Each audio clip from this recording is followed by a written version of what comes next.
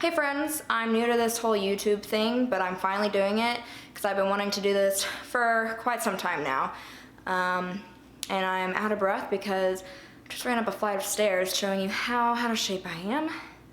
But I wanted to finally do this now that I have the chance to. Something you should know about me is I'm used to being in front of the camera, but also behind the camera. Why is that? Because I used to be a news reporter. Yeah, I dreamed of being in the news industry since I was a sophomore in high school.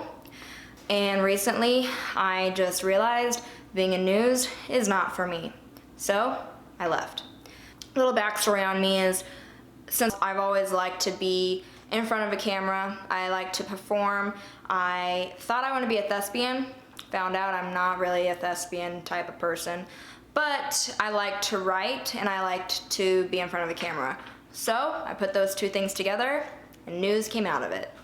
I went to college for broadcast journalism and was constantly told going into news is a cutthroat industry. You're probably not going to make it, or oh yeah, you have a face for it, you're going to make it, or you're pretty, of course you're going to make it. First of all, there is so much more to news than looks. That's a different tangent. I'm not going to go on it.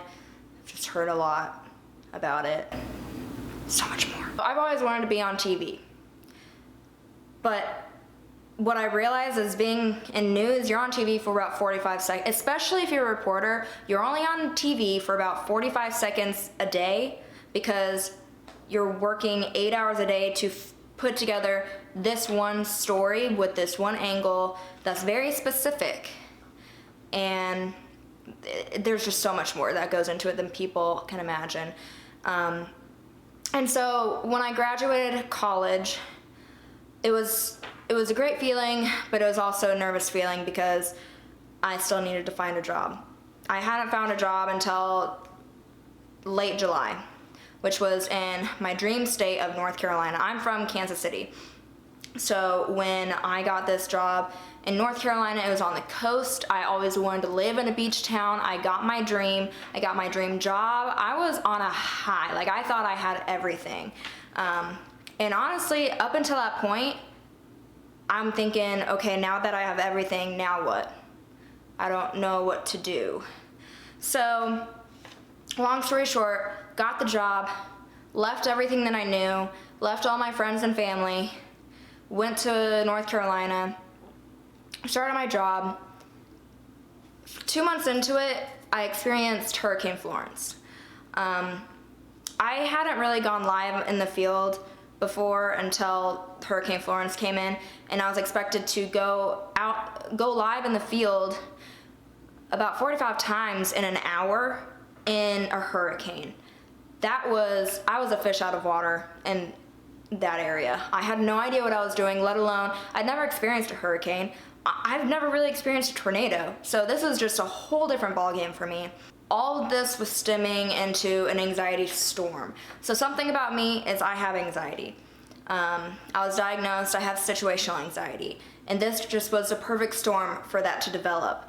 And so think about it. I left everything I knew and went to a new city, knew no one, started my first full-time job that I had no idea, I didn't know what was coming for me. Didn't realize how hard it would be and how mentally challenging and exhausting. So I got through that. Got through the hurricane, only one mental breakdown. It was honestly a miracle, that was it. Came back, everything was just a wreck. Wilmington was a wreck, that's where I was. And I'd never seen something so sad. You'd see it on the news and you're like, oh, that's too bad. Someone should help them. Well, yeah, we had help for, I want to say, a couple months, but I feel like around month 3, everything just kind of stopped. All the help just kind of dwindled. Everyone else who wasn't in North Carolina forgot about us in a way. But also that's because Hurricane Michael hit right after Florence, so all the help that was with us went down to the Hurricane Michael victims and survivors. But the worst part about that is I was now in charge of finding stories about recovery. Now, as a news reporter, that's like a story gold mine, because the big thing about news is that you want to have really good sound bites with emotion. If people are crying, that is gold. If people are just super angry, honestly, any kind of negative emotion people are drawn to, and that's one thing why I did not like what I was doing. I felt like I was being paid to show everyone's sadness. I was being paid to portray people's miseries. People were living in tents. People were living in really bad trailers. People were living in nothing. You would drive around and see all these houses that were just structures now because they were flooded out. They had mold all over. Like they were not good to live in. And it was just so sad to see. And I had to show all of this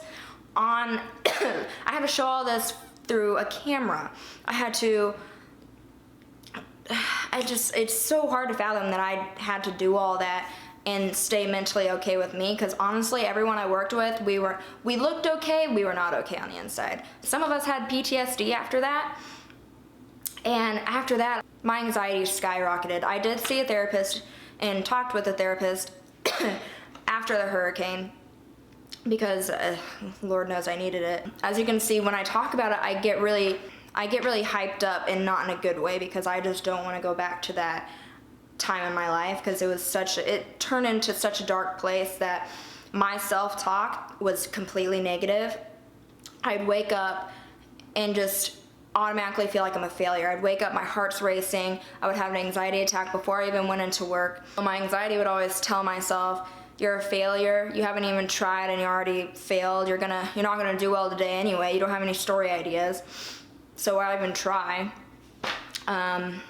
I just did not feel like I was doing well, and that's false, because I was doing well. I was able to set up my own interviews. I was able to find story ideas every day. I was able to coordinate things. Like, I was doing my job. It's just my anxiety was holding me back.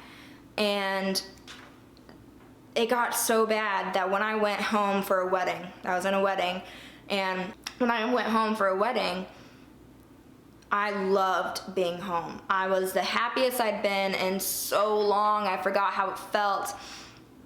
The night before I had to go back, I had a huge anxiety attack in my own room, and I did not want to go back. I kept feeling I was going to break down any moment on my way back to Wilmington. And then the night I got back into Wilmington, I was staring at myself in the mirror in my bathroom, and I could just feel it coming over me. I just broke down, fell to the floor, shaking uncontrollably, breathing. I couldn't catch my breath. I was hyperventilating. I just couldn't stop the way I was feeling. I hated it.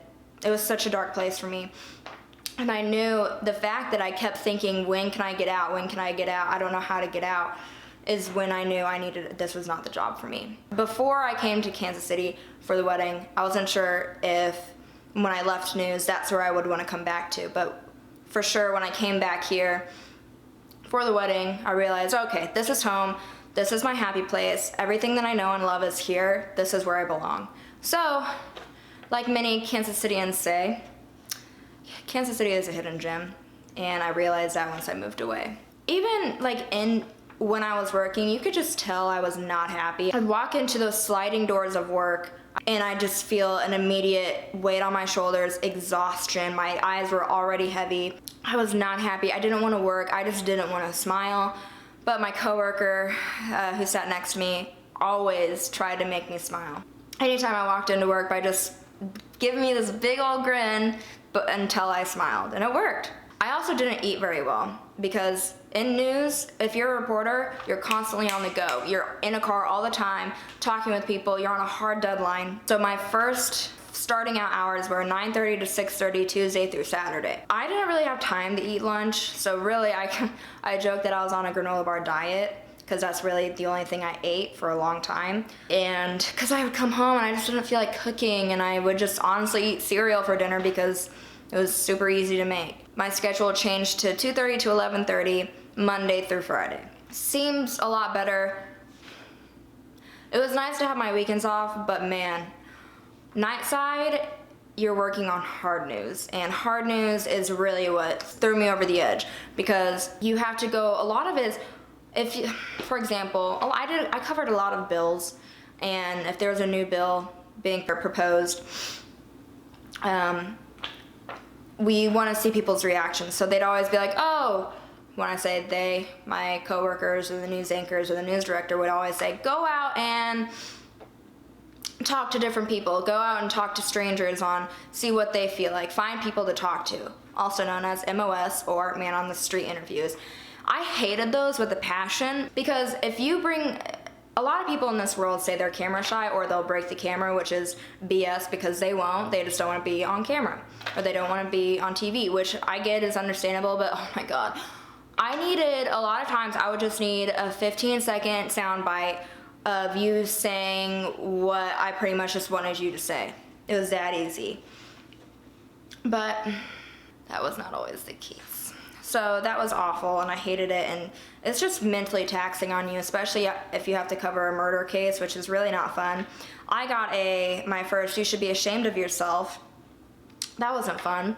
It's just a really mentally taxing job, and you have to be the special kind of person to do it, and have a thick skin. And fortunately, I grew a thick skin from that job, but I didn't like where I was mentally. I was in such a dark place. Everyone knew I was not happy, although I felt kind of guilty that I was living in a beach town, in this beautiful beach town, but I hated everything about my life, and I knew I needed to get out of it. So in March, I had that opportunity and planned to leave news in June, moved back home, unemployed, and I'm kind of starting over.